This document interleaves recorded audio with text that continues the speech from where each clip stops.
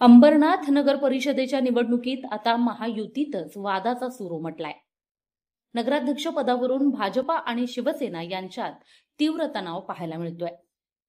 नगराध्यक्ष पदासाठी भाजपानं इच्छुक उमेदवारांची नावे पक्षश्रेष्ठींना पाठवत अंबरनाथमध्ये यंदा कमळच फुलणार असा आत्मविश्वास व्यक्त केलाय। मात्र या दाव्याने शिवसेनेचा पारा चांगलाच चढलाय। शिवसेनेनं भाजपावर थेट टीका करत महायुतीत बोलणी न करता थेट दावेदारी जाहीर करणं म्हणजेच महायुतीचा अनादर आहे असा आरोप केलाय। तसेच भाजपाच्या कमळावर निशाणा साधत कमळ पाण्यात आहे की चिखलात, मुळे तरी आहेत की तुटलेली हे आधी तपासावं अशी उपरोधिक टीका शिवसेना जिल्हाध्यक्ष गोपाळ लांडगे यांनी केली आहे। 2015च्या निवडणुकीत फक्त एक नगरसेवक असलेला भाजप आज 11 वर पोहोचला तो शिवसेनेच्या पाठिंब्यामुळेच असा टोला देखील लांडगे यांनी लगावला। दरम्यान अंबरनाथमध्ये महायुतीतील दोन्ही पक्ष स्वतंत्रपणे लढत असल्याने येणाऱ्या निवडणुकीत भाजपा आणि शिवसेना यांच्यातील संघर्ष अधिक तीव्र होण्याची शक्यता वर्तवली जात आहे। या बाबतीमध्ये वन साइड कधी काम होत नाही।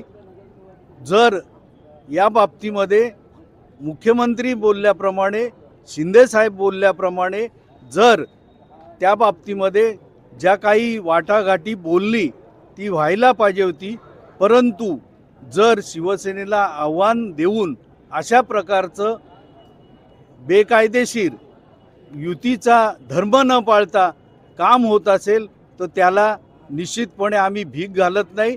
शिवसेना शिवसेनेच्या परीने आपली निवडणूक लढविल। दुसरीकडे असं म्हटलं जातं की खासदार शिवसेनेचा आहे, आमदार शिवसेना आहे, त्यामुळे भाजपचाच नगराध्यक्ष असेल असं देखील म्हटलं। ते काय म्हणतात याला अर्थ नाही, सार्वसार्व करण्यामध्ये अर्थ नाही।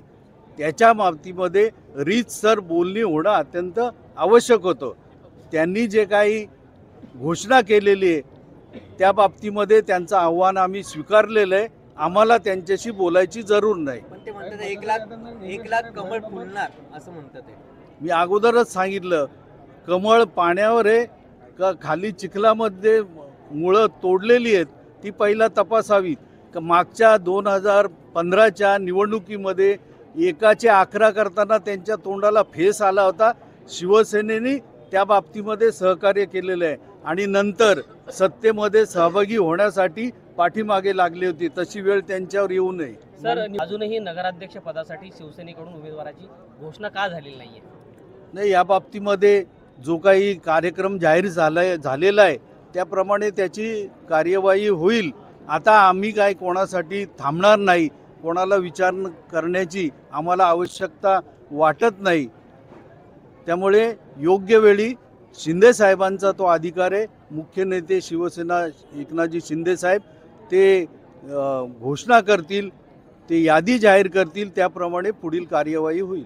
त्यामुळं कार्यकर्त्यांमध्ये, नागरिकांमध्ये खूप उत्सुकता होती की निवडणुका कधी लागतात आणि त्या निवडणुका जाहीर झालेल्या आहेत। कार्यकर्त्यांना संबोधित करून आपण काय काम केलं आहे ते लोकांपर्यंत पोहोचवण्यासाठी आणि निवडणुकीची प्रक्रिया कशी राबवावी त्यासाठी आजचा संवाद मेळावा होता।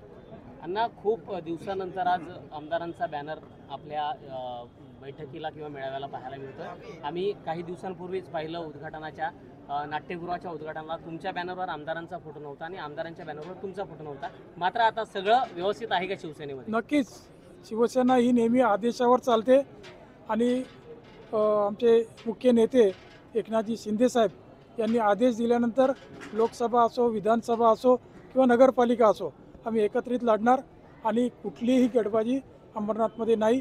ही मी मगाशी सांगितल्याप्रमाणे हा एक नागरिकांपर्यंत पोचण्याचा दृष्टिकोन आहे। जास्तीत जास्त स्पर्धा आमच्यामध्ये कशी होईल आणि त्याचा फायदा पक्षाला आणि नागरिकांना कसा होईल हे आम्ही बघत असतो। तर मंचावर आमदार दिसतील का याच्या पुढे? नक्कीच दिसतील। ओके.